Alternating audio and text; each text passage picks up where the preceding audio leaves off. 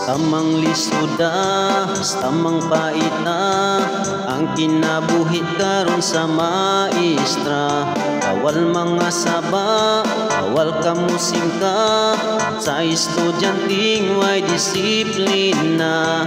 Di natuhan ilang maestra, kung imong yawyawan mo sukol na. Kung sila kasaban matruma, palaban dayon sa mamagpapa. Lahira sa una ang disiplina ng bata mahadlok sa maestra.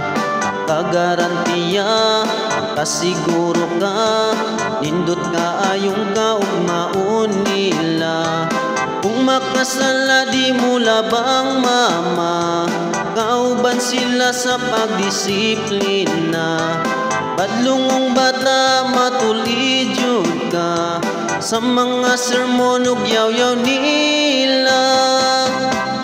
Kasagaran karon walay batasan, di na mo tuos ginikanan. Sila nagdasa kay labanan man, bisan mali protektahan. Ayaw diba, sakit nga istorya, kay normal lang nasa pagdisiplina. Masakitan ka, makahila ka, pankining tanan no sa ka-challenge ra. Nang disiplina para sa inyo ha, ugmang tinud-anay sa maestra. Di malikayan makabuhi jud ka, ug mga sakit nga istorya.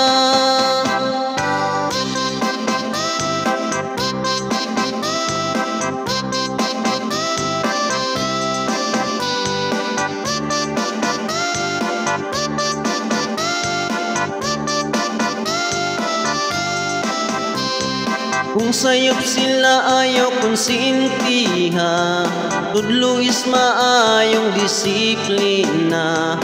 Ayaw labani kung mali sila, anak maoy tinuod nga gugma.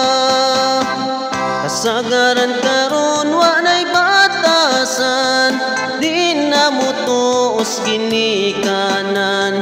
Sila nagdasa kay labanan man, bisan mali protektahan. Tamang lisuda, tamang paita, ang kinabuhi karon sa maestra.